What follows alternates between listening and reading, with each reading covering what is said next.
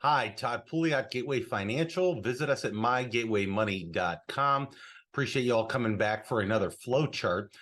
This is a checklist, but I want to remind you there's a secondary version of this called What Issues Should I Consider Before I Update My Estate Plan? That's another checklist I want to advise you to visit after you're done viewing this video. So the estate planning is a critical aspect of the financial planning process, and reviewing a client's document is an important exercise both at the outset and throughout the advisory relationship. However, this can be a very daunting task for both the client and for us as the advisor. And the exercise can be tedious and perhaps confusing. So I wanted to share with you this checklist that's going to cover some major areas that we want to review. We're fortunate enough now in this new technology age that we can work with our clients on estate plans, and utilizing some questionnaires can answer a lot of these up front and make sure you have a very good estate plan. So the areas we're going to cover today are wills, living trust, irrevocable trust, power of attorney, and living wills. And as always, we're going to share our screen with you here and show you what we're talking about.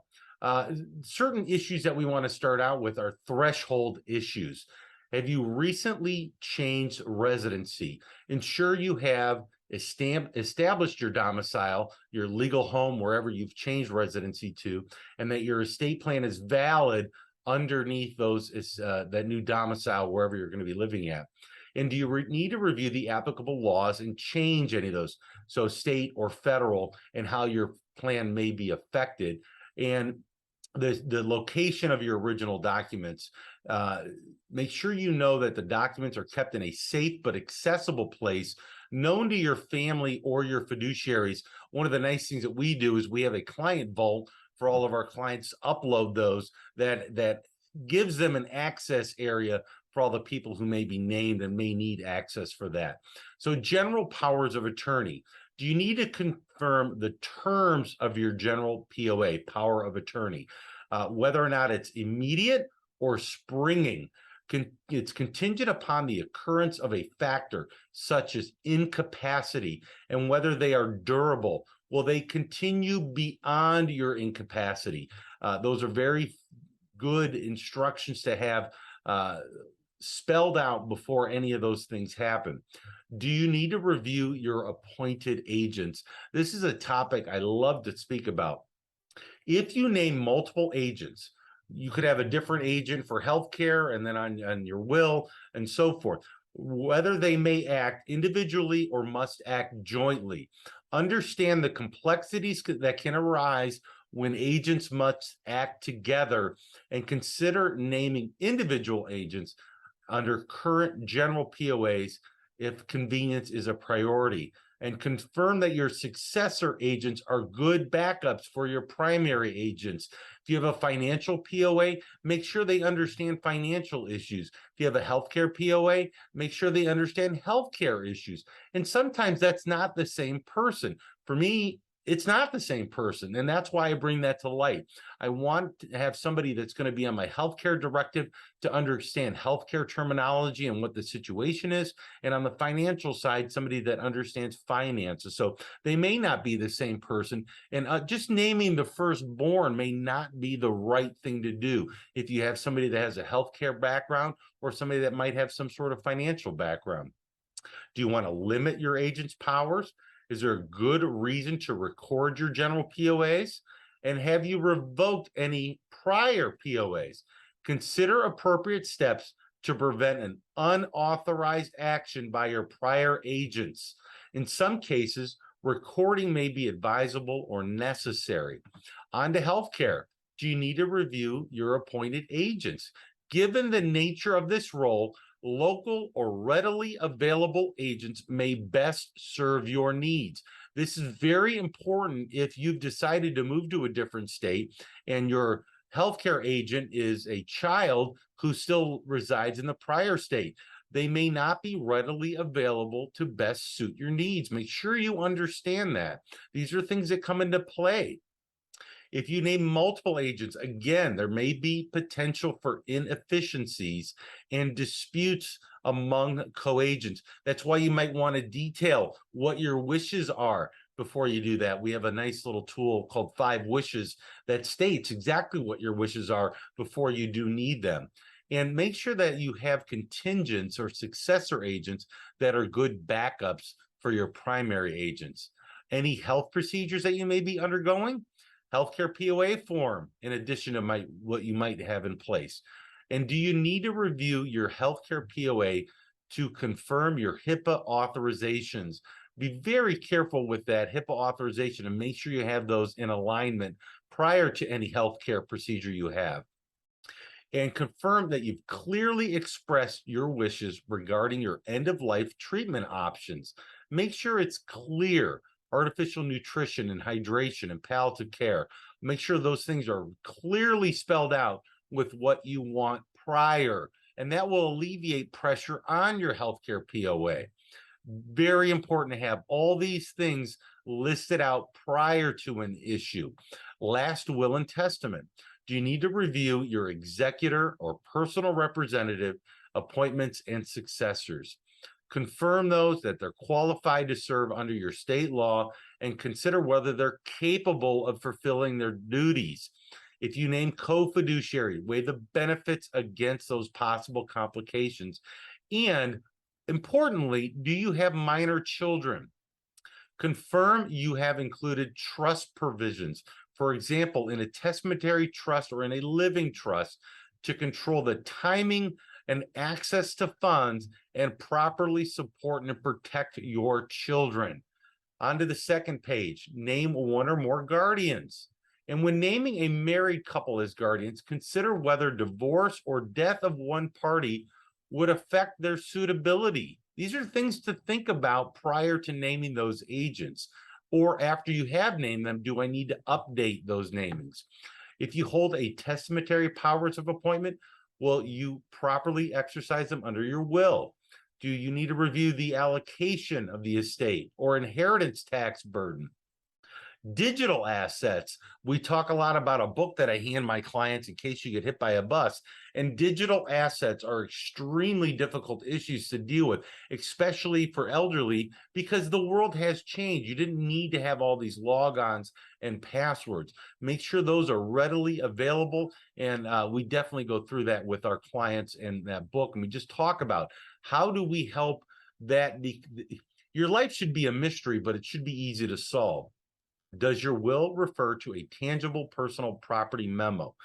Complete the memo according to your wishes on tangible property and where those things need to end up. Revocable living trust. They are different than irrevocable. So do you need to review your trustee or co-trustee appointments? Make sure they're qualified under your state law and make sure they're capable of fulfilling the duties. Also, the costs and benefits of appointing a corporate fiduciary. There is excessive cost with that. Should you not have an able-bodied person that is able to handle all those issues that are capable of fulfilling those duties? And do you have beneficiaries with special needs? These are big, important topics. Do you need to review the allocation of the estate or inheritance tax burden for assets passing under your trust? Does your will pour over into your trust? Do you need to fund your trust during your lifetime? Do you need to fund it? These are good questions to ask. How is that trust going to be handled? Convey your trust and whether the trust-owned assets will avoid probate at your death. I know a lot of people are concerned about probate and how that works. Make sure you title your beneficiaries properly, not to title them into a trust if that's not what you want. So that's revocable. On the other side, we have irrevocable. Do you have an ILIT that the trustee is properly administering the trust? All premiums are properly paid and any crummy notices are timely issued if they're applicable.